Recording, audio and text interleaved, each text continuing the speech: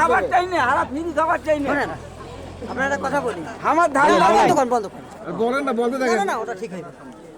তুই না কর। আপনি আলাদাভাবে আমার এখানে এসে বক্তৃতা দিতে পারেন। আপনার বলি শোনেন, শোনেন আপনার বলি কিছু কথা বলি। আপনাদের এই শুনে প্রায় 7টা বাজার ঘুরছি আমি। আচ্ছা আচ্ছা। চাচা আবার করে যাচ্ছি, আমার এই শুনে প্রায় 7টা বাজার ঘুরছি।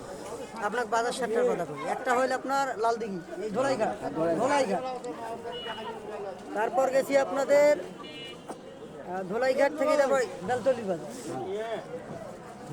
বামনদিঘি, ঘুড়িহাট কথা মনে করে দিচ্ছি।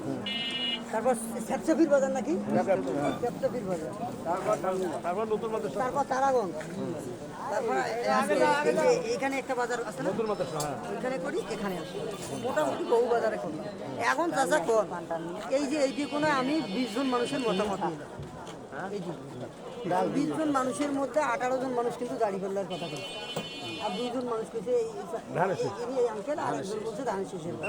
কারণ এইটা আমি সত্যটা যখন তুলি ধরবো, কিছু মানুষ মনে করবে আমি মনে হয় আপনাদেরকে জোর করি বলা। না না আবার অন্য জায়গায় বিএনপির বলে 20 জন, দাড়িপাল্লা বলে 5 জন। 5 জন।